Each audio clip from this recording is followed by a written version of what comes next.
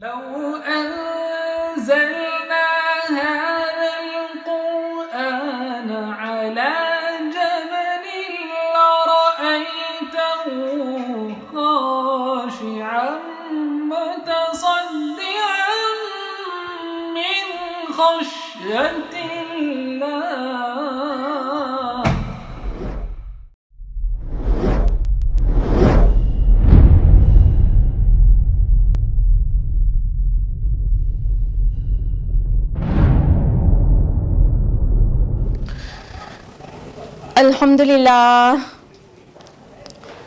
الحمدللہ وحدہ والصلاة والسلام علی من لا نبی بعدہ واعوذ باللہ من الشیطان الرجیم بسم اللہ الرحمن الرحیم یا ایھا الناس قد جاءتکم موعظۃ من ربکم وشفاء لما فی الصدور وہدی ورحمۃ للمؤمنین. بسم اللہ الرحمن الرحیم. رب اشرح لی صدری ویسر لی امری واحلل عقدۃ من لسانی یفقہوا قولی. میری عزیز بہنوں، آپ سبھی کا درس قرآن مجید میں تہہ دل سے خیر مقدم ہے. السلام علیکم ورحمۃ اللہ وبرکاتہ. کیسے ہیں آپ سبھی لوگ؟ اللہ تعالیٰ سے دعا ہے کہ اللہ تعالیٰ آپ کو اچھا رکھے، صراط مستقیم پر رکھے، خوشحال رکھے، آپ کی صحت کی حفاظت کرے. اللہ تعالیٰ آپ کو دنیا اور آخرت دونوں میں کامیابی اور کامرانی عطا کرے. اللہ تعالیٰ آپ سے راضی ہو جائے اور آپ کو جنت الفردوس میں پیارے نبی صلی اللہ علیہ وسلم کا ساتھ نصیب کرے. آمین. درس قرآن کی طرف بڑھتے ہیں اور آپ لوگ بتائیں گی کہ درس قرآن میں کون سی سورہ چل رہی تھی اور آج کون سی سورہ ہم لوگ بگن کرنے جا رہے ہیں. جی ہاں، درس قرآن میں سورہ کہف لاسٹ ویک مکمل ہو گئی تھی اور آج ہم لوگ سورہ مریم سٹارٹ کریں گے. سورہ کہف مصحف میں 18 نمبر کی سورہ ہے اور اس کے مکمل ہونے کے بعد 19ویں نمبر کی سورہ جو ہے وہ ہے سورہ مریم. وہ آج ہم لوگ سٹارٹ کرنے جا رہے ہیں. سورہ مریم کا جو نام ہے وہ مریم ماخوذ ہے آیت نمبر 16 سے، وَاذْكُرْ فِي الْكِتَابِ مریم، وہاں سے ماخوذ ہے. اور یہ سورہ اپنے آپ میں اہم اور منفرد سورہ ہے، اس لیے بھی کہ یہ خاتون کے نام پر ہے اور یہ جو نام ہے مریم یہ واحد نام ہے قرآن مجید میں جو کہ کسی خاتون کا آیا ہے. اور خواتین کا ذکر تو آیا ہے لیکن نام صرف ایک مینشنڈ ہے قرآن میں کسی خاتون کا، اور وہ ہے مریم علیہ السلام. تو یہ سورہ کا نام حضرت مریم پر ہے کہ ان کا ذکر ہے اور عیسیٰ علیہ السلام کی ولادت کا ذکر ہے. جہاں تک زمانہ نزول کی بات ہے تو یہ پورے اطمینان کے ساتھ کہا جا سکتا ہے کہ جب ہجرت حبشہ پیش آئی تھی تو وہاں ہجرت کرنے کے بعد حضرت جعفر بن ابی طالب رضی اللہ عنہ نے سورہ مریم کی تلاوت کی تھی. اس لیے پورے اطمینان سے کہا جا سکتا ہے کہ یہ سورہ ہجرت حبشہ کے جسٹ پہلے نازل ہوئی ہے. یعنی ہجرت حبشہ 5 نبوی میں پیش آئی تھی نا، 5th year of prophet hood میں، تو اس وقت یہ سورہ نازل ہو چکی تھی.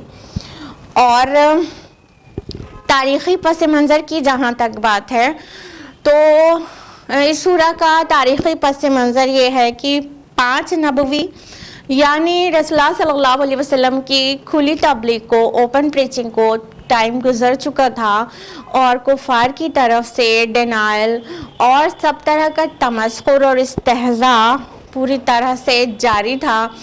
صحابہ کو بہت بہت ستایا جا رہا تھا. اس سوسائٹی میں جتنے بھی کمزور مسلمان تھے، کمزور سے میری مراد ہے غریب یا غلام، ان کے اوپر ٹارچر اور پرسیکیوشن بہت شدید کیا جا رہا تھا، جیسے خباب بن ارت رضی اللہ عنہ، بلال حبشی رضی اللہ عنہ، زنیرہ رضی اللہ عنہ، اور ایسے بہت سارے کمزور لوگوں پر ظلم و ستم کے پہاڑ توڑے جا رہے تھے. اور رسول اللہ صلی اللہ علیہ وسلم کی دعوت کو نہ صرف ٹھکرایا جا رہا تھا بلکہ آپ کا استہزاء کیا جا رہا تھا، مذاق بنایا جا رہا تھا، اور مسلمانوں اور رسول اللہ کو ستانے کی کوئی کوشش بھی چھوڑ نہیں رہے تھے کفار مکہ. اس پورے سیناریو میں رسول اللہ صلی اللہ علیہ وسلم نے صحابہ سے کہا کہ تم حبشہ کی طرف ہجرت کر لو، تو مائیگریٹ کر کے وہاں چلے جاؤ، کیونکہ وہاں پر جو بادشاہ ہے وہ اس کے انڈر میں سبھی لوگ امن کے ساتھ رہتے ہیں اور وہ انصاف پسند ہے، تو تم وہاں جا کر رہو اگر اللہ تعالیٰ وہاں پر تم کو امن نصیب کر دے.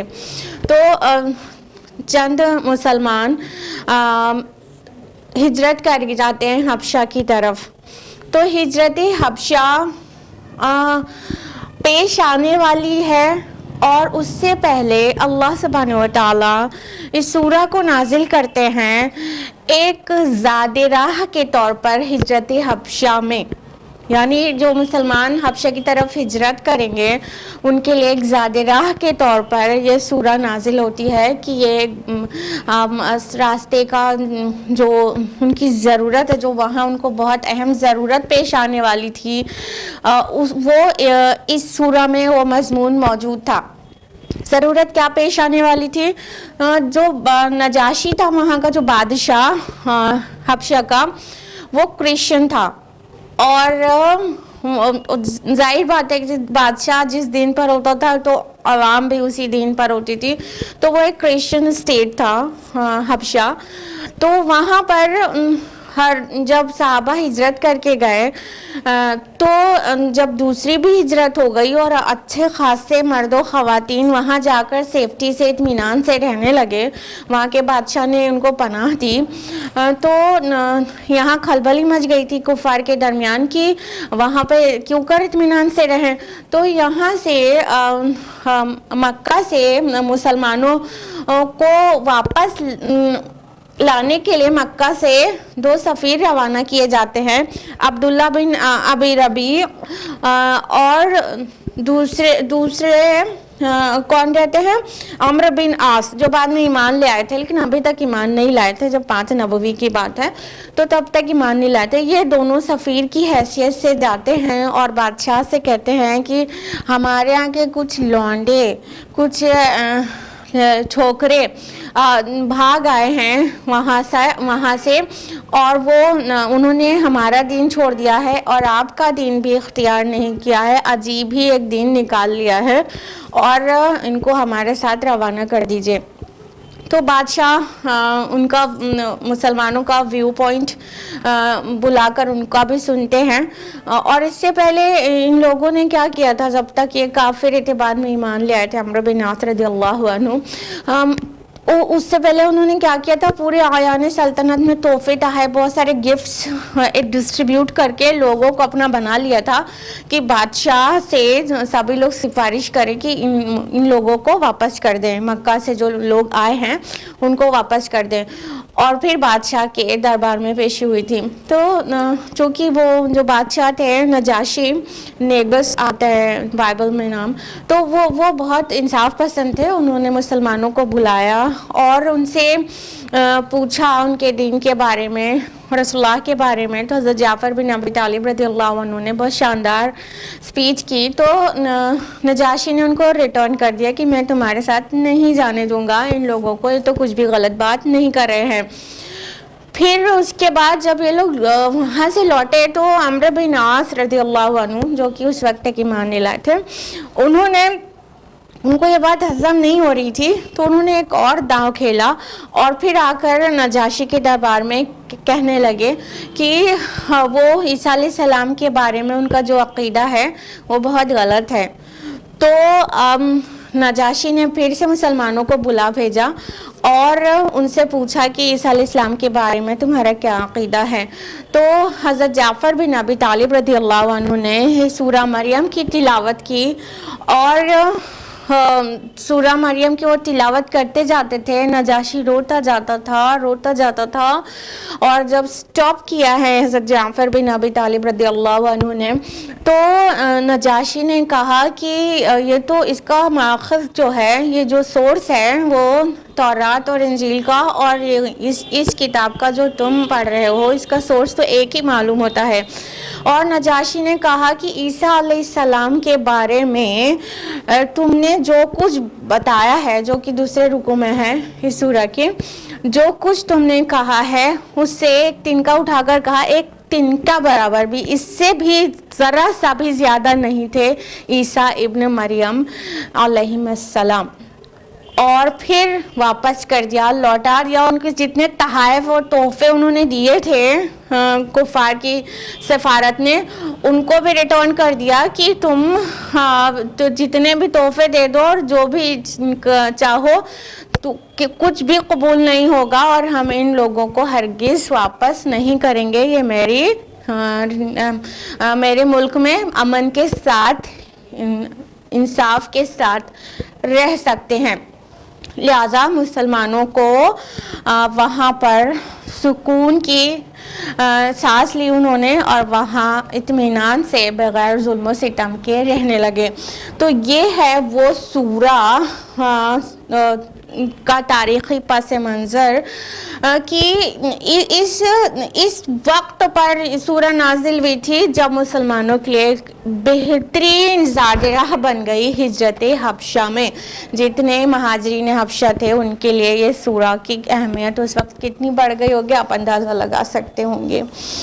موضوع اور مضمون کے لحاظ سے چونکہ حبشہ میں کرسچینٹی فالو کی جا رہی تھی, یا کہہ سکتے ہیں مسیحت فالو کی جا رہی تھی, تو اس سے پہلے کہ مسیح علیہ السلام کی ڈیٹیلز آتی, حضرت زکریا اور یحییٰ کا ذکر آ گیا پہلے رکوع میں, کہ پہلے رکوع میں یہ بتا دیا گیا کہ نہ صرف عیسیٰ علیہ السلام کی جو ولادت تھی وہ میراکولس تھی, معجزانہ طور پر ہوئی تھی, بلکہ حضرت یحییٰ کی ولادت بھی کم معجزانہ نہیں تھی. تو پہلے رکوع میں حضرت زکریا سے جو حضرت یحییٰ کی ولادت ہوئی تو وہ کتنی معجزانہ تھی اس کا تذکرہ ہے پہلے رکوع میں. دوسرے رکوع میں عیسیٰ ابن مریم کا تذکرہ ہے کہ ان کی ولادت کیسے ہوئی, اور تیسرے رکوع میں ابراہیم علیہ السلام کا تذکرہ ہے, اور اس کے بعد چوتھے رکوع میں دیگر انبیاء کا تذکرہ ہے کہ سب کے سب مسلمان تھے, سب کی دعوت ایک تھی, سب ایک ہی منصب پر فائز کیے گئے, توحید کے علمبردار تھے, توحید کے داعی تھے. اور پانچویں اور چھٹے رکوع میں یہ کنکلیوڈ کر دیا گیا ہے اس انداز میں کہ جو مسلمان ہیں جو ان کو خوشخبری دی گئی ہے کہ الٹیمیٹ کامیابی آپ ہی کی ہونے والی ہے, اور کفار کو تنبیہ کی گئی ہے کہ مسلمانوں کو ستا کر وہ یہ نہ سمجھیں کہ وہ اللہ کی پکڑ سے چھوٹ جائیں گے, اور جس روش پر ہیں انکار کی اس کا جو انجام ہوگا اس کے لیے ذہناً تیار ہو جائیں. اس طرح کی تنبیہ ہے. تو اس طرح یہ سورہ پورے 6 رکوعوں پر مشتمل ہے. اب اتنی تمہید کے بعد ہم لوگ باقاعدہ شروع کرتے ہیں سورہ مریم. اعوذ باللہ من الشیطان الرجیم, بسم اللہ الرحمن الرحیم. کاف ہا یا عین صاد, کاف ہا یا عین صاد. یہ قرآن مجید کا واحد مقام ہے جہاں پر 5 حروف مقطعات ایک ساتھ ایک آیت میں آ گئے ہیں. ایک اور سورہ ہے سورہ شورا, سورہ نمبر 42, جس میں بھی 5 ہیں حروف مقطعات, لیکن وہ 2 آیات میں سپلٹ ہو جاتے ہیں. پہلی آیت ہے حامیم اور دوسری آیت ہے عین سین قاف, تو وہ سپلٹ ہو جاتے ہیں. تو اس لحاظ سے یہ واحد سورہ ہے جہاں پر 5 حروف مقطعات ایک ہی آیت میں جمع ہیں. حروف مقطعات مطلب وہ حروف جو الگ الگ کر کے پڑھے جائیں گے، قطع کر کے وہ پڑھے جائیں گے، اس لیے ان کو حروف مقطعات کہتے ہیں۔ جہاں تک ان کے معنی کا سوال ہے تو اس کی بہت ساری آراء ہیں اسکالرز کی، اور کچھ کہتے ہیں یہ پوری سورہ کی سمری ہوتی ہے، کچھ کہتے ہیں کہ یہ جو سورہ کے میں اللہ تعالیٰ کے جو اسماء آئے ہیں، جو نیمز ہیں، بیوٹیفل نیمز ہیں اللہ سبحانہ و تعالیٰ کے، اس کا ایبریویشن ہے، کچھ کی اور مختلف آراء ہیں۔ بہرحال ایک رائے یہ بھی ہے کہ یہ ایک چیلنج ہے کفار مکہ کے لیے، ایک چیلنج ہوتا تھا، کیونکہ وہ جس کتاب کو ڈینائی کر رہے تھے اس کتاب کو ڈینائی کیسے کر رہے تھے، وہ بہت بڑے اپنے آپ کو عربی داں سمجھتے تھے، تو اگر وہ اتنے بڑے عربی داں ہیں تو پھر اب اس کا مطلب بتائیں۔ تو یہ چیلنج کے طور پر حروف مقطعات آ گئے کہ اس جیسا یہ پروڈیوس نہیں کر سکتے۔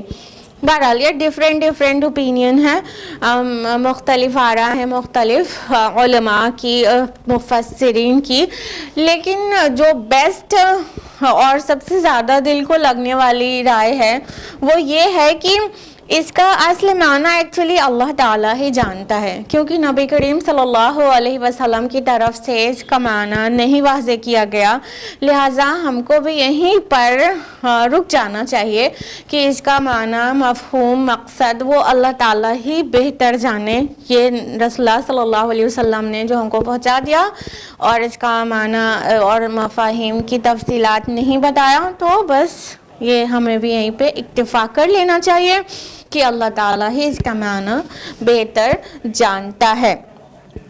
تو یہ تھی آیت نمبر 1 جس میں صرف حروف مقطعات ہیں اور اس کا معنی اللہ سبحانہ و تعالیٰ ہی بہتر جانتا ہے۔ آیت نمبر 2 ہے ذکر رحمت ربک عبدہ زکریا، یہ ذکر ہے آپ کے رب کی رحمت کا جو اس نے اپنے بندے زکریا پر کی۔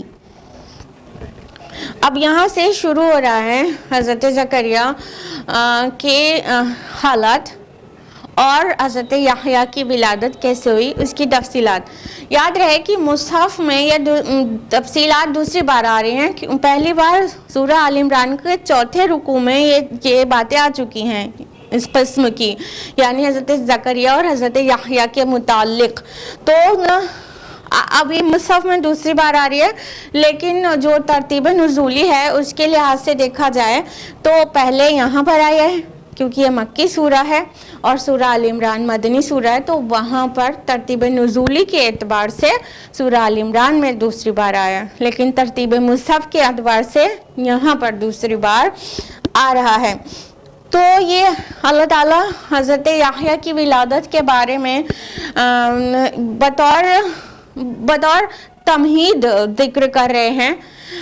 تمہید ہم یوں کہہ رہے ہیں کہ حضرت عیسیٰ علیہ السلام کی جو ولادت تھی، جو میراکلس برتھ تھی ان کی، اس کی تفصیلات آنا ہے، اور حضرت مریم کے جو پاک دامنی کی بات ہے وہ آنا ہے، لیکن جو مسیحت جو ہو گئی، جو کرسچینٹی ہو گئی، عیسیٰ علیہ السلام نے تو اسلام کی دعوت دی تھی نا، کرسچینٹی کی تو نہیں دی تھی نا، تو وہ جو کرسچینٹی ہے اس میں جو عقیدہ گڑھ لیا گیا کہ عیسیٰ علیہ السلام بنا والد کے پیدا ہوئے تو وہ سن آف گاڈ ہے، معاذ اللہ ثم معاذ اللہ، تو یہ واضح کرنا مقصود ہے سب سے موٹے طور پر کہ وہ سن آف گاڈ نہیں ہیں، ان کی برتھ جو تھی وہ بنا والد کے ہوئی تھی، میراکولسلی وداؤٹ اینی میل انٹرونشن ہوئی تھی۔ اس کا مطلب یہ نہیں ہو جاتا کہ وہ خدا ہیں۔ اور اگر میراکولس برتھ کی بات کریں تو حضرت یحییٰ کی جو ولادت تھی، جو جان دا بیپٹسٹ کہتے ہیں یہ کرسچنز، کیونکہ ان کے بائبل میں گاسپلز میں جان دا بیپٹسٹ نام سے مینشنڈ ہے، تو ان کی ولادت بھی، ان کی برتھ بھی کچھ کم میراکولس نہیں تھی۔ تو یہ اس بات کا انٹروڈکشن ہے ایک طرح سے کہ حضرت عیسیٰ علیہ السلام کی جو میراکولس برتھ تھی، تو حضرت یحییٰ کی بھی جو برتھ تھی وہ کا میریکولس نہیں تھی. تو اللہ تعالیٰ نے یہاں پر ذکر کیا کہ وہ یہ ذکر ہے آپ کے رب کی رحمت کا جو اس نے کیا اپنے بندے زکریا پر. اب یہ کون سی رحمت کی بات ہو رہی ہے؟ اس کے لیے ہمیں تھوڑا جاننا ہوگا کہ جو بنی اسرائیل میں جو حضرت زکریا جو خدمت کرتے تھے بیت المقدس کی، ان کا جو پریسٹہڈ تھا، وہ جو جس طرح سے وہ چیف پریسٹ تھے بیت المقدس کے، تو وہ اس کے لیے وہ کیوں کر پریشان تھے اپنی اگلی نسل کے لیے. تو اس کے لیے ہمیں پورا کانٹیکسٹ جاننا چاہیے. دیکھیے آپ میں سے تقریباً سبھی لوگوں کو معلوم ہوگا کہ جو حضرت یعقوب علیہ السلام کے 12 بیٹے تھے، ان سے 12 قبیلے وجود میں آئے، اور 12 قبیلے سے ان کی ریاست جو ہے 12 ٹکڑوں میں بٹ گئی تھی. لیکن ان کا جو تیسرا جو قبیلہ تھا، لاوی بن یعقوب علیہ السلام، وہ والا جو قبیلہ تھا وہ خاص تھا ہیکل کی خدمت کرنے کے لیے. اور اس میں یہ اس گھرانے کا بھی جو ایک اہم خاندان تھا وہ بنی ہارون کا خاندان تھا، جس سے حضرت زکریا بلونگ کرتے تھے. تو یہ خاندان بالکل خاص کر لیا گیا تھا کس کے لیے؟ ہیکل کی خدمت کے لیے، یعنی اس اتنے بڑے کام کے لیے، اتنے اہم کام کے لیے، ہیکل سلیمانی کی خدمت کرنے کے لیے، بیت المقدس کی صاف صفائی مینٹیننس اور سبھی طرح کی خدمت گزاری کے لیے حضرت زکریا علیہ السلام جس خاندان سے بلونگ کرتے تھے وہ بنی ہارون کا خاندان تھا. اس میں 24 خاندان تھے. تو 24 میں مطلب روٹیٹ ہو کے سب کی باری لگتی تھی خدمت میں. تو حضرت زکریا علیہ السلام جو ہے اس خاندان سے ہی بلونگ کرتے تھے، اور ان کی ذمہ داری تھی ہیکل کی خدمت کرنا. تو چونکہ حضرت زکریا کو جو یہ مطلب اہمیت حاصل تھی ہیکل کی خدمت کی، تو وہ بوڑھے ہو چکے تھے اور ان کے ہاں کوئی اولاد نہیں تھی. تو ان کو اللہ تعالیٰ نے میریکولسلی پھر اولاد نصیب کی، حضرت یحییٰ نصیب کیا. یہ اس رحمت کی بات ہو رہی ہے. آگے تفصیلات تو آ ہی رہی ہیں، لیکن ان کا کیا رول تھا، وہ کیوں کر پریشان تھے، کیوں کر وہ چاہتے تھے کہ ان کے ہاں ان کے مزاج کا، ان کے جیسا متقی انسان جنم لے لے، تاکہ وہ خدمات جو ہے ہیکل کی ان کے خاندان میں آگے تک تسلسل سے چلتی رہے، اور آل یعقوب کے جو یہاں ذمہ داری ہے اس کا سلسلہ ٹوٹنے نہیں پائے. تو یہاں پہ اللہ سبحانہ تعالیٰ جو فرما رہے ہیں، یہ ذکر ہے آپ کے رب کی رحمت کا جو اس نے اپنے بندے زکریا پر کی. تو زکریا علیہ السلام پر وہ رحمت کی گئی تھی جو حضرت یحییٰ کی ولادت ہے. آگے آیت میں اذ نادى ربه نداء خفیا، جب اس نے پکارا اپنے رب کو چپکے چپکے. حضرت زکریا علیہ السلام نے اللہ سبحانہ و تعالیٰ کو آواز دی. نداء آیا ہے. ندا کس کو کہتے ہیں؟ عام طور پہ دعا جو ہے وہ بھی پکار کو کہتے ہیں نا، پتہ ہوگا سب کو. دعا بھی پکار کو کہتے ہیں، لیکن یوزولی دعا دھیری پکار کو کہتے ہیں. یہ بغیر آواز کے یا بہت کم آواز کے پکار کو دعا کہتے ہیں. اور ندا جو کہتے ہیں وہ آواز سے خصوصاً دور پر کوئی ہو تو اس کو آواز دے کے پکارنا ہو تو اس کو ندا کہتے ہیں. تو ندا اور دعا دونوں ہی پکار کو کہتے ہیں. یہاں پر ندا لفظ آیا ہے لیکن ساتھ میں خفیہ آیا ہے، یعنی انہوں نے پکارا تو تھا لیکن آہستہ آواز سے پکارا تھا، دھیمی آواز سے پکارا تھا، اور لاؤڈ وائس سے نہیں پکارا تھا. یعنی اللہ تعالیٰ سے جو دعا کی تھی، جو ندا دی تھی اللہ تعالیٰ کو، وہ آہستہ آواز سے دی تھی. اور مفسرین نے یہاں یہ نکتہ بھی نکالا ہے کہ آہستہ سے پکارنا عین ادب ہے، کیونکہ اللہ تعالیٰ تو دلوں کی بات بھی جانتا ہے.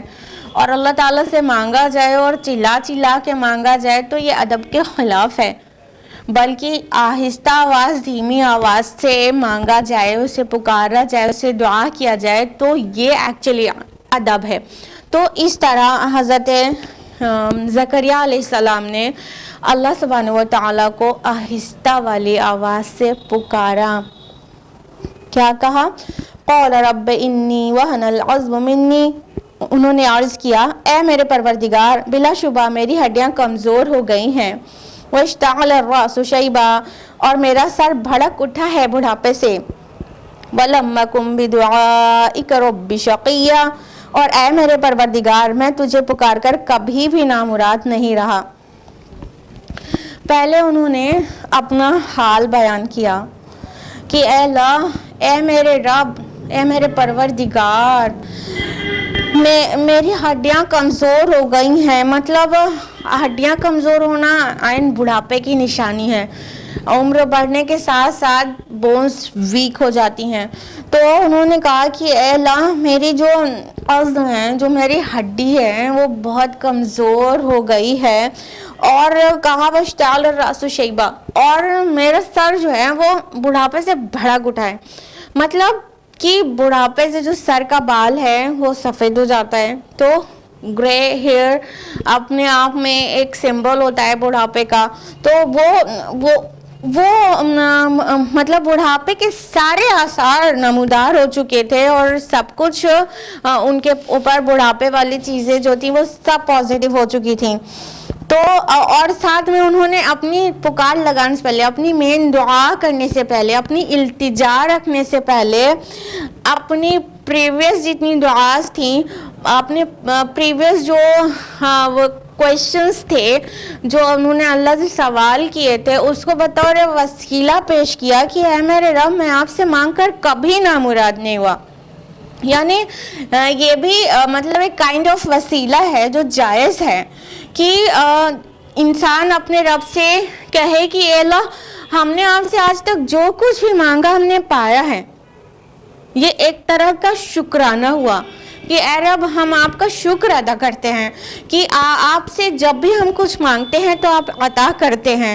تو اس کو اس سے پہلے پیش کر دیا، اس سے پہلے کہ اپنا آج کا سوال کرتے، آج وہ جو چاہ رہے تھے اس کا سوال کرتے، اس سے پہلے انہوں نے ایک شکرانہ کے طور پر اور ایک دعا کے لیے جائز وسیلے کے طور پر اپنی پریویس جو آنسرنگ تھی دعاز کی، جو اللہ سبحانہ و تعالیٰ نے ان کی ساری پریئرز آنسر کی تھی، ان کی ساری دعائیں سنی تھیں اور انہیں عطا کیا تھا، اس کو مینشن کر دیا کہ اے پروردگار، میں آپ سے جب کبھی میں نے آپ کو پکارا ہے میں نامراد نہیں لوٹا، آپ نے مجھے عطا کیا ہے۔ پھر کیا کہا؟ آیت نمبر 5 میں ہے وَإِنِّي خِفْتُ الْمَوَالِيَ مِنْ وَرَائِي، اور مجھے اندیشہ ہے اپنے بھائی بندوں سے اپنے بعد، وَكَانَتِ امْرَأَتِي عَاقِرًا فَهَبْ لِي مِن لَّدُنكَ وَلِيًّا، اور میری بیوی بانجھ ہے تو مجھے خاص اپنے پاس سے ایک ولی عطا فرما۔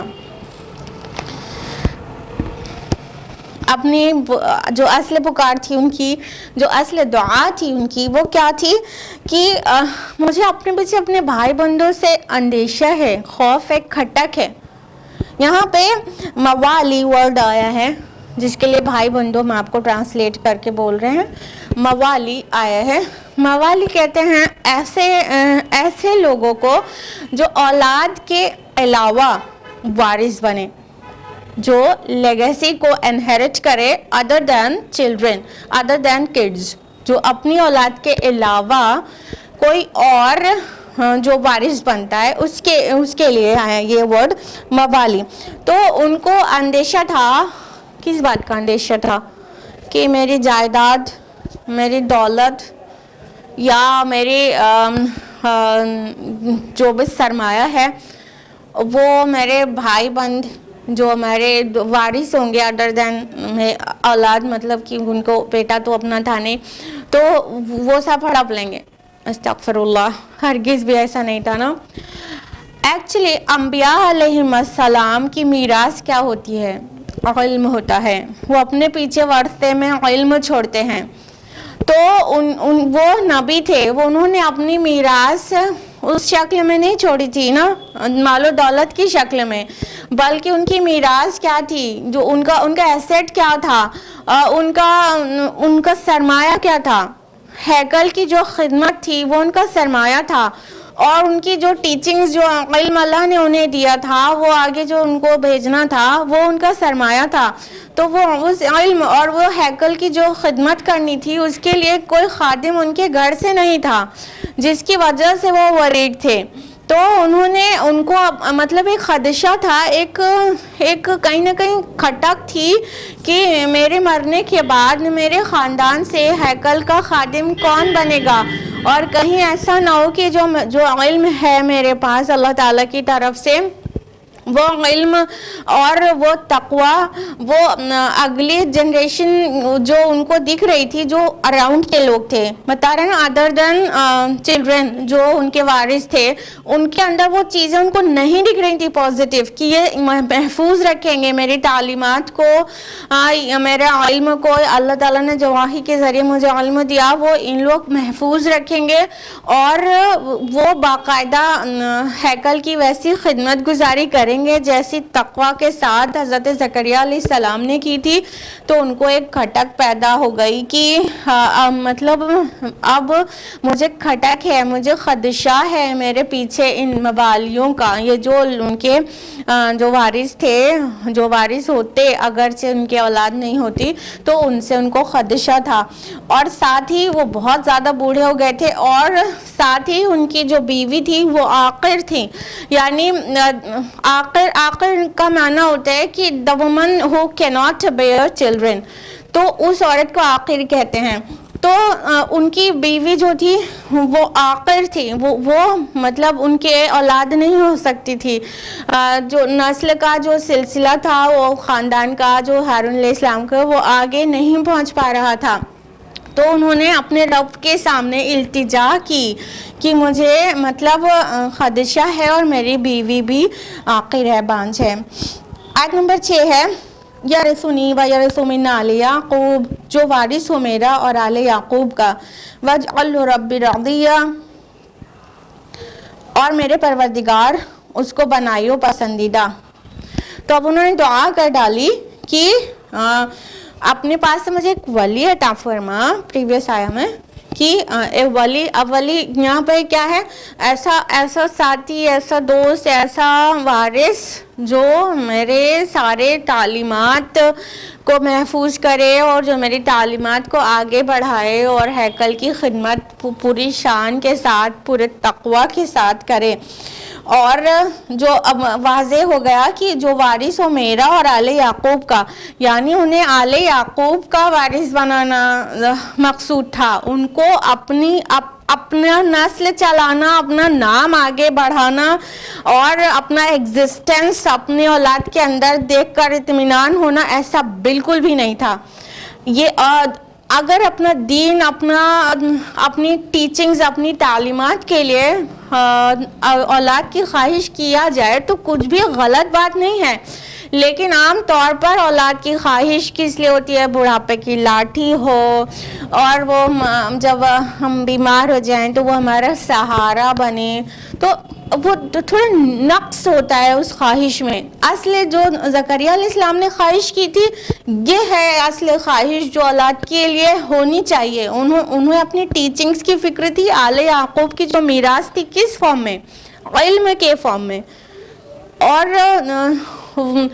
جو دین تھا وہ اس دین کی ان کو فکر تھی کہ یہ جو اب دکھ رہے ہیں یہ لوگ کہیں بھی سیریس اور متقی اور دیندار نہیں دکھ رہے ہیں, تو اس لیے ان کو فکر تھی. تو انہوں نے دعا کر ڈالی کہ اے اللہ مجھے اپنے پاس ایک ولی عطا فرما جو وارث ہو میرا اور آل یعقوب کا, اور اے میرے پروردگار اس کو رضیہ بنا.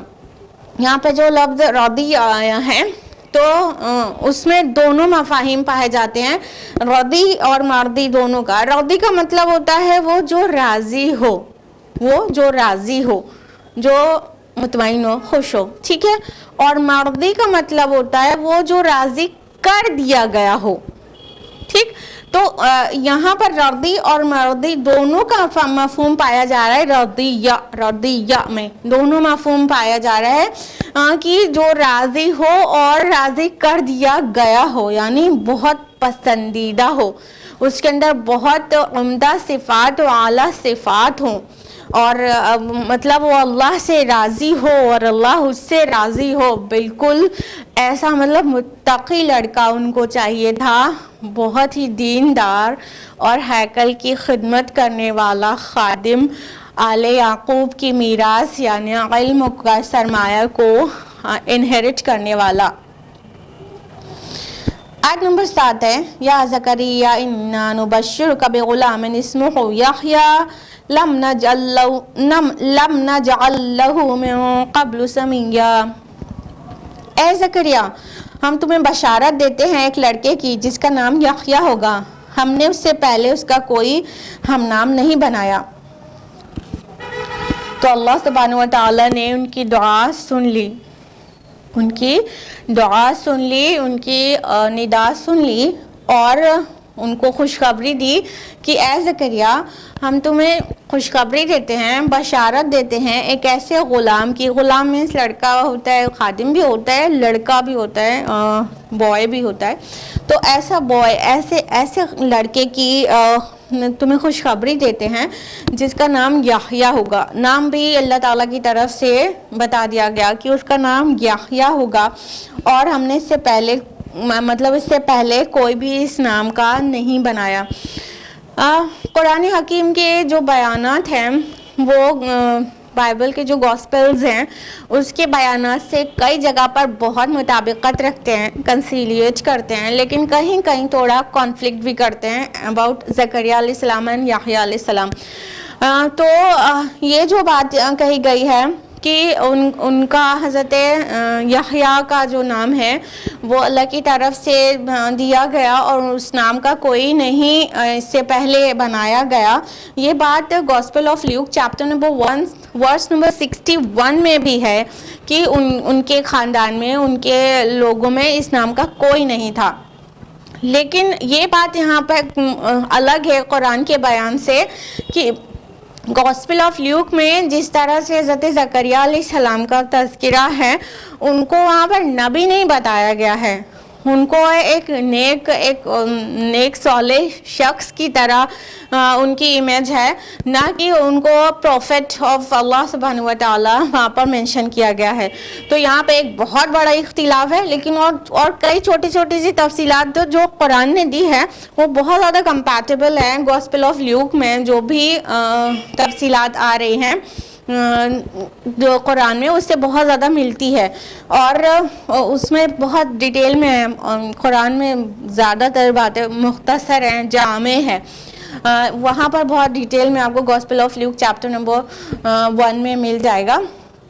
تو وہاں پر ہے کہ زکریا علیہ السلام کی جو بیوی تھی الیشبع یعنی ایلزابتھ، وہ عاقر تھی اور ان کی اولاد نہیں ہو رہی تھی، اور انہیں دعا کی، یہ سب چیز بہت کمپیٹیبل ہے۔ تو پھر اللہ تعالیٰ نے ان کو، خداوند نے ان کو ایک بیٹے کی خوشخبری دی، اور ان بیٹے کا نام جان رکھا گیا، ٹھیک ہے۔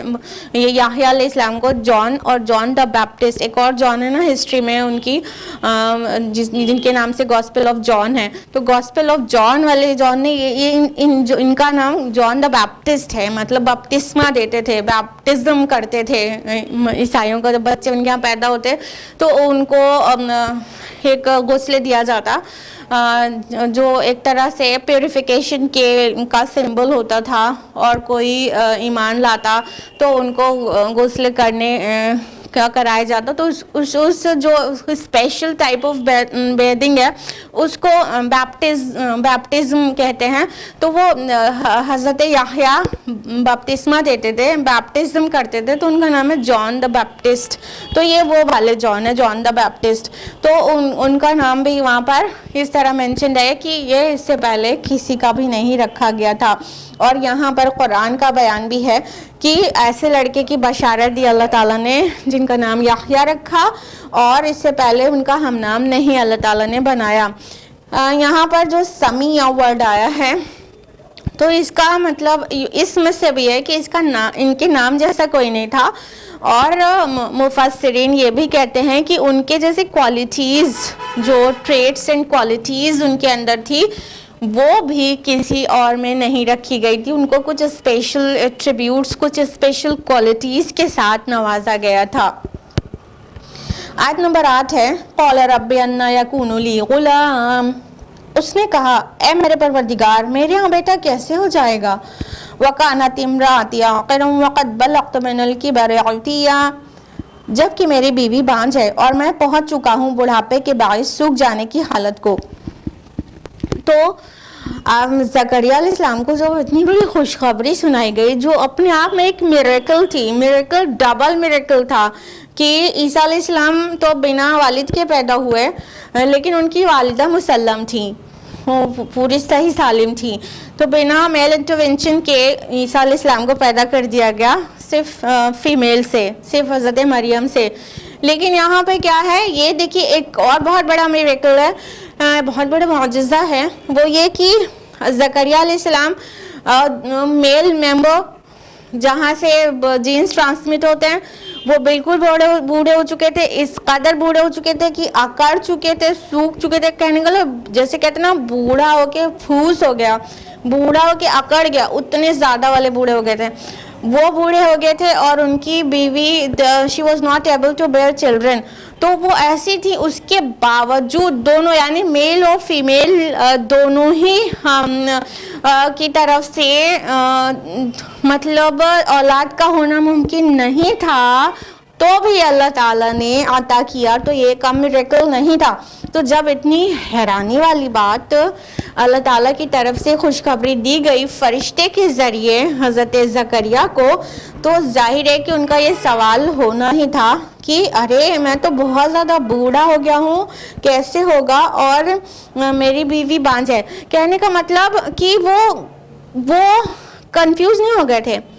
کہنے کا مطلب یہ کہ وہ اللہ کی قدرت پہ شک نہیں کرنے لگے تھے. جو یہ سوال تھا یہ بہت نارمل تھا.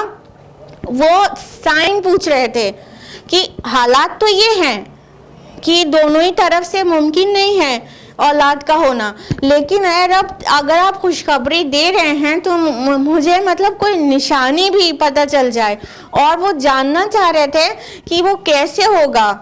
تو اس میں کوئی کانٹرڈکشن نہیں ہے کہ ایک طرف تو دعا کر رہے ہیں اور دوسری طرف خود وہی سوال کر رہے ہیں کہ کیسے ہوگا. تو ان کو ڈاؤٹ نہیں تھا، لیکن وہ اطمینان چاہ رہے تھے. یہ جو فرشتہ میرے سامنے ہے، وہ مجھے جو خوشخبری سنا رہا ہے، وہ کس طرح چیز وجود میں آئے گی اور میں اطمینان کر لوں کہ ہاں یہ سچ مچ میری دعا سن لی گئی ہے.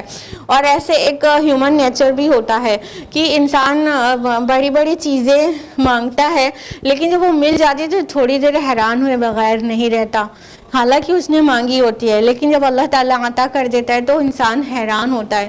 تو یہ اس طرح تھا، اللہ کی قدرت پہ شک نہیں تھا یہ کسی بھی قسم کا. یہ بہت ایک نارمل اور نیچرل سوال تھا. حضرت ابراہیم نے بھی یہ سوال کیا تھا جب ان کو بڑھاپے میں بیٹے کی خوشخبری سنائی گئی تھی. تو انہوں نے اپنا دونوں کی طرف سے جو حالات تھے نارمل سے بہت الگ، بچہ پیدا ہونے کے حالات سے، اس کو مینشن کیا وہاں پر. آیت نمبر 9 میں جواب دیا گیا قال کذالک قال ربک هو علی ہین. فرمایا ایسے ہی ہوگا، تمہارے پروردگار نے فرمایا ہے کہ یہ مجھ پر بہت آسان ہے. وَقَدْ خَلَقْتُكَ مِنْ قَبْلُ وَلَمْ تَكُ شَيْئًا. اور تمہیں بھی تو میں نے پیدا کیا اس سے پہلے جبکہ تم کچھ بھی نہیں تھے. تو ان کو جواب دیا گیا، یعنی فرشتے کے ذریعے اللہ تعالیٰ نے جواب بھیجا کہ ایسے ہی ہوگا. کذالک، بس ایسے ہی، یعنی تم بوڑھے ہو گئے ہو، تمہاری بیوی نہیں بیئر کر سکتی بچوں کو، اس کے بعد بھی اللہ کا پلان ہے اور اللہ کا کلمہ کن سے کچھ بھی ہو سکتا ہے، اور یوں ہی ہوگا.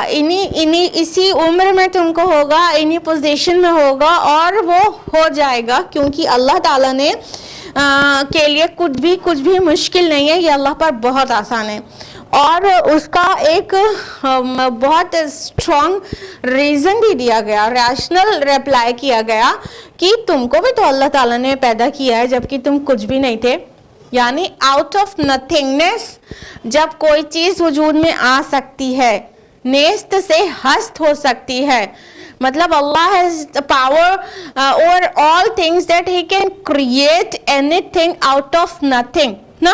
جب اللہ تعالیٰ کسی بھی چیز کی غیر موجود ہونے سے اس کو موجود کر سکتا ہے, تو پھر تم موجود ہو, تم بوڑھے ہو گئے ہو, تو تم سے اولاد کا تسلسل کیوں نہیں جاری کر سکتا؟ تم تو اس سے پہلے کچھ بھی نہیں تھے, کچھ بھی نہیں تھے.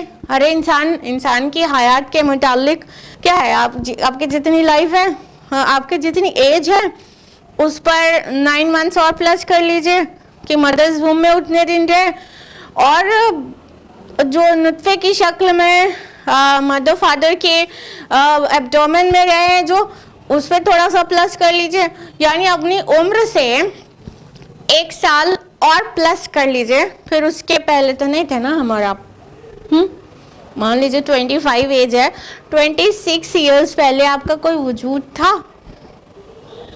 آپ کہیں بھی ایگزسٹ کرتی تھی؟ نہیں کرتی تھی. تو جب اللہ تعالیٰ آؤٹ آف نتھنگ ہم کو کریٹ کر سکتا ہے, جب اللہ تعالیٰ کی قدرت سے نیست سے ہست ہو سکتا ہے, تو تم بوڑھے سے اللہ تعالیٰ کو ایک اولاد نصیب کر دینا, یہ کون سی بڑی بات ہے؟ یہ اللہ تعالیٰ کے لیے بہت آسان ہے. اٹس سو ایزی فار اللہ سبحانہ و تعالی.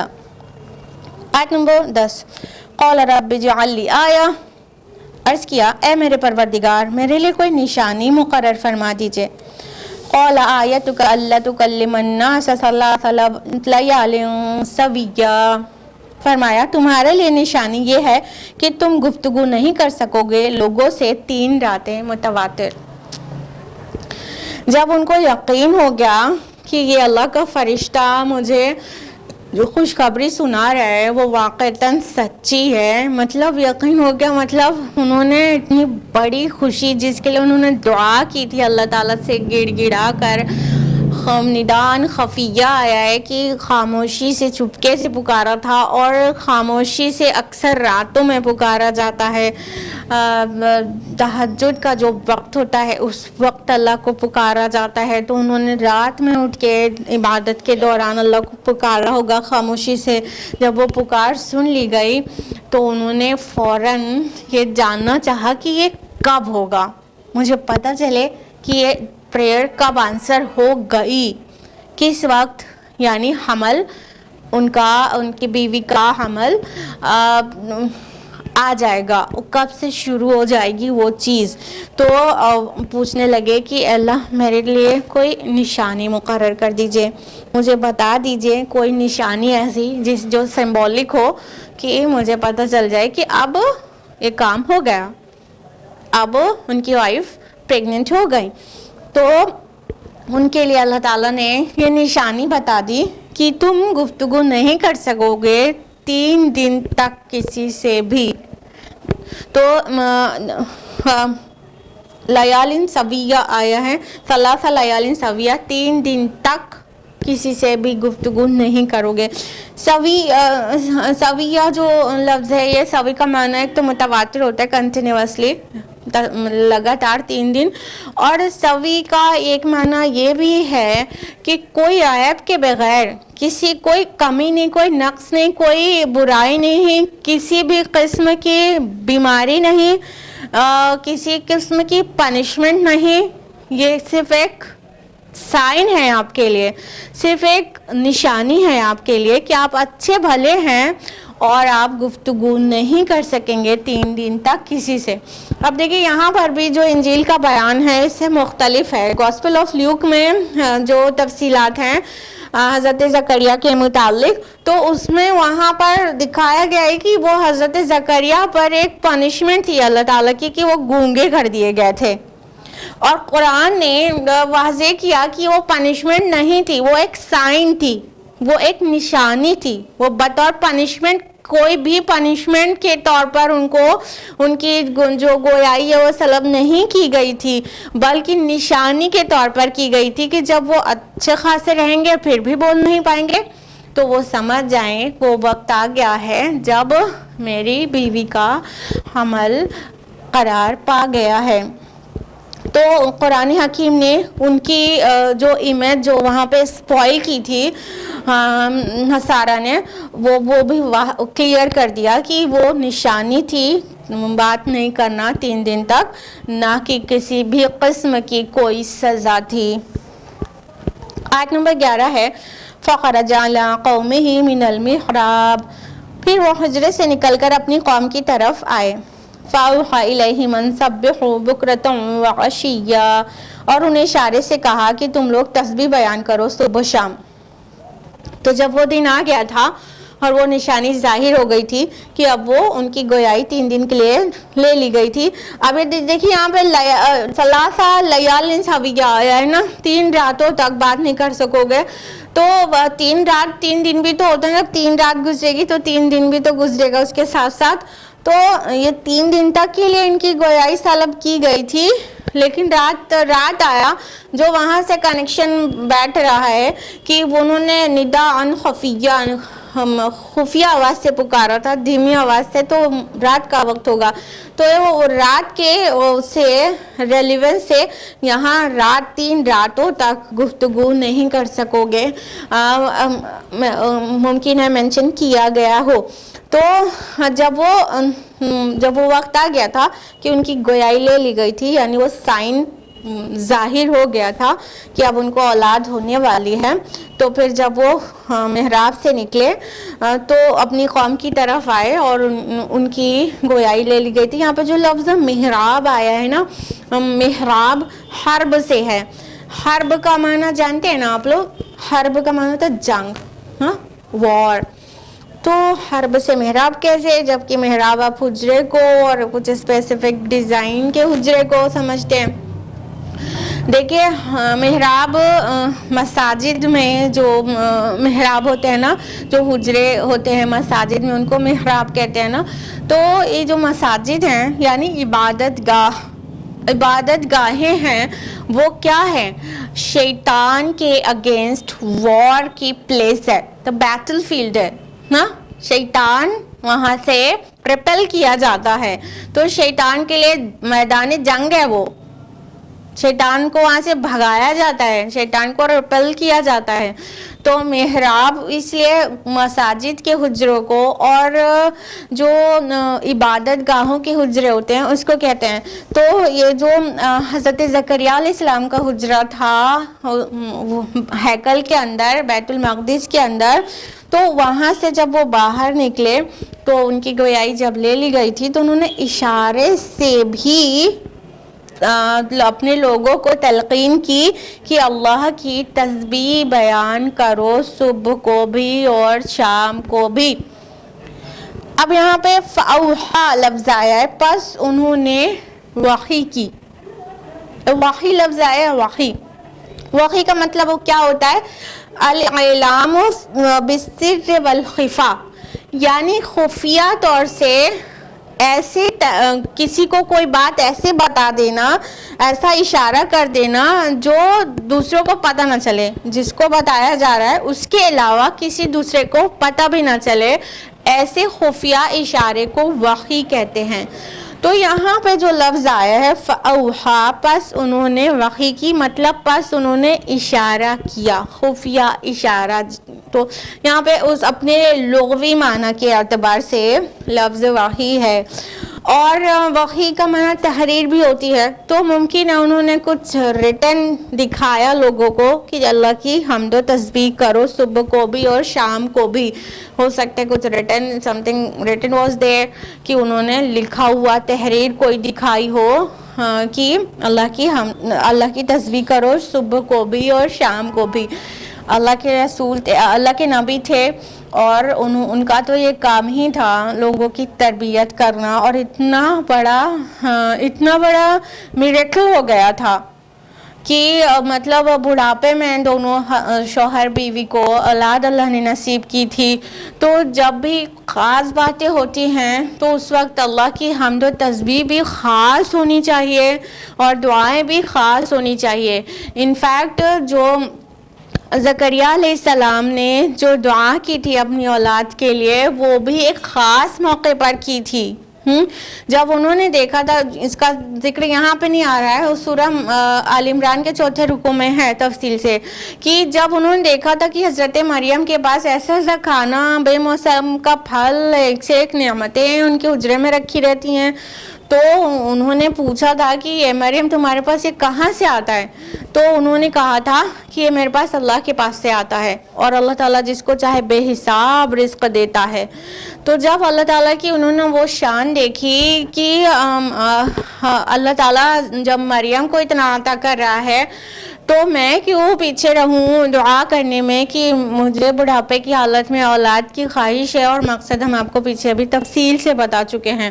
تو وہ خواہش ان کی ایک دم سے بھڑک اٹھی، تو وہ خاص موقع جو حضرت مریم کی برکت سے تھا کہہ سکتے ہیں، وہ خاص موقع پر انہوں نے بھی دعا کر ڈالی تھی، اور جب ان کا خاص وقت آ گیا حضرت زکریا کا کہ ان کو بڑھاپے میں اولاد کی خوشخبری والے سائنس ظاہر ہو گئے، تو انہوں نے اپنے لوگوں کو بھی تلقین کیا کہ یہ بہت خاص وقت ہے، اس پر اللہ کی خاص تسبیح ہونی چاہیے۔ اشارے سے بول نہیں پا رہے لیکن اشارے سے بھی کہا یا تحریر سے بھی کہا کہ اللہ کی تسبیح صبح و شام خوب کرو، خوب کرو۔ آیت نمبر 12 ہے، یا یحییٰ خذ الکتاب بقوہ، اے یحییٰ کتاب کو مضبوطی سے تھام لو، وآتیناہ الحکم صبیہ، اور ہم نے اس کو عطا کر دی حکمت اور دانائی بچپن ہی میں۔ اب بیچ کا سب کچھ چھوڑا گیا ہے، بائبل میں سے ہر چیز سیکوینشل ہے، آپ کو گاسپلز میں ملے گا بائبل کی کہ ہر چیز سیکوینشلی بہت سٹوری کے فارم میں لمبا سا ہے، لیکن قرآن کا بیان جو ہے بہت ہی جامع اور معنی رہتا ہے، تو یہاں پر بیچ کی تفصیلات کو چھوڑ دیا گیا ہے۔ اب حضرت یحییٰ کی ولادت ہو چکی ہے، اور وہ ایک سمجھ کی عمر کو بھی، اپنی شعور کی عمر کو بھی پہنچ چکے ہیں۔ فرمایا اللہ تعالیٰ نے کہ اے یحییٰ کتاب کو مضبوطی سے پکڑ لو، اور یہ کتاب کون سی ہے بتائیے؟ جی ہاں، تورات، کیونکہ ان کے لیے شریعت کی کتاب تورات ہی تھی، اب کوئی نئی شریعت نہیں آئی تھی، تو کہا کتاب کو مضبوطی سے پکڑ لو، یعنی تورات کو مضبوطی سے پکڑو اور تورات کے مطابق فیصلے کرو۔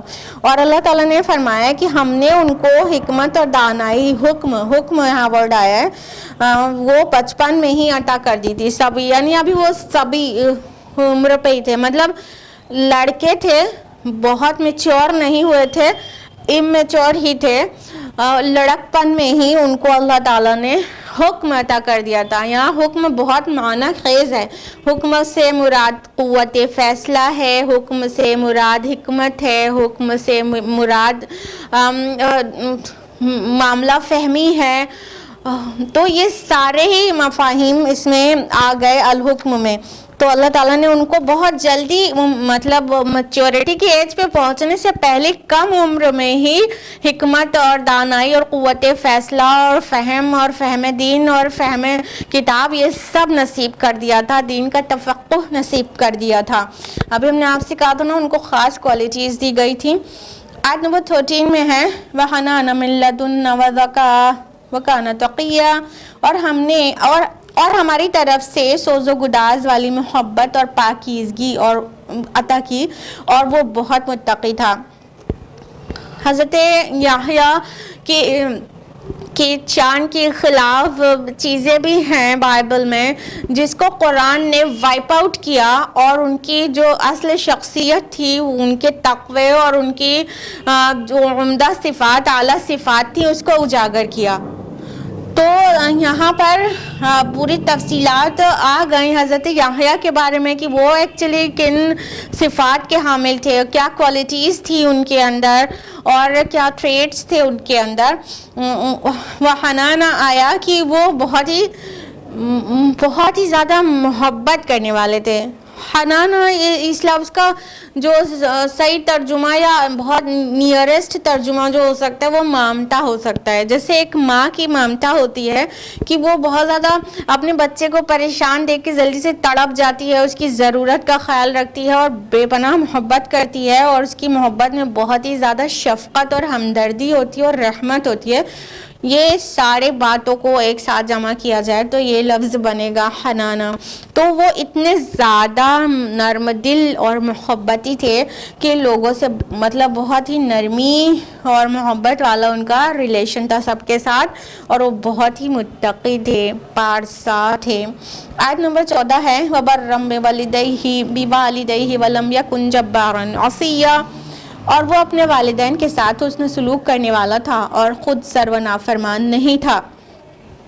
یعنی وہ جب بڑے ہوئے تھے تو اپنے والدین کے ساتھ حسن سلوک کرنے والے تھے, اور یہ ایک اولاد کا یہ کتنا بڑا فرض ہے کہ وہ اپنے والدین کے ساتھ رحمت کا معاملہ کرے اور بہت ہی حسن سلوک کرنے والا بنے, کیونکہ حسن سلوک میں سب سے زیادہ اوپر جو بھی پرسنالٹیز ہو سکتی ہیں وہ ہے والدین. other than اللہ اینڈ رسول, سب سے زیادہ اللہ سے محبت اور اس کی اطاعت کی ضرورت ہے, اور پھر رسول کی, اور اس کے بعد جو حسن سلوک کے سب سے بڑے مستحقین ہیں وہ ہیں ہمارے والدین. وَسَلَامٌ عَلَيْهِ يَوْمَ وُلِدَ وَيَوْمَ يَمُوتُ وَيَوْمَ يُبْعَثُ حَيًّا, اور سلام ہو اس پر جس دن اس کی ولادت ہوئی, جس دن اسے موت آئے, اور جس دن وہ اٹھایا جائے زندہ ہو کر. یعنی حضرت یحییٰ علیہ السلام کے متعلق آیا کہ وہ اتنے سلامتی بھرے تھے, اللہ کی طرف سے سلامتی بھیجی گئی کہ وہ اتنے اچھے تھے اور ایسے تھے کہ وہ سلامتی والے ہی تھے پورے کے پورے. یہاں پر لفظ سلام بہت زیادہ معنی خیز ہے. سلام جیسا گریٹنگ کسی بھی مذہب میں نہیں ہے. اسلام سلام کو اہمیت دیتا ہے. سلامتی ہر نقص, ہر پریشانی, ہر خوف, ہر رنج, ہر کھٹک سے پاک جو سٹیٹ ہے وہ ہے سلامتی. تو ان پر ہر طرح کی سلامتی اللہ تعالیٰ نے دنیا میں بھی بھیجی کہ ان کی ولادت پر بھی سلامتی, ان کو موت جس دن آئی اس دن کے پر بھی سلامتی, اور ابھی ایک دن باقی ہے جب وہ ریزریکٹ ہوں گے, جب وہ روز قیامہ پھر سے اٹھائے جائیں گے, اس دن کے لیے بھی سلامتی بھیج دی گئی. تو یہ ایک رکو مکمل ہوا اور ہم لوگ کا وقت بھی پورا ہو گیا. آج ہم لوگ اتنے ہی پر اکتفا کریں گے, اور پھر انشاءاللہ اگلے ہفتے پھر ملاقات ہوگی قرآن مجید کے ساتھ, اگلی آیات کے ساتھ. آیت نمبر 60 آنورڈز نیکسٹ ویک جانیں گے انشاءاللہ. آج کے لیے اتنا ہی. اللہ سبحانہ و تعالی ہم سب کو قرآن مجید پڑھنے, سمجھنے, غور و فکر کرنے, غوطہ زنی کرنے, مکمل عمل کرنے اور غیروں تک پہنچانے کی توفیق عطا فرمائے. آمین. وآخر دعوانا الحمدللہ رب العالمین. والسلام علیکم ورحمۃ اللہ وبرکاتہ.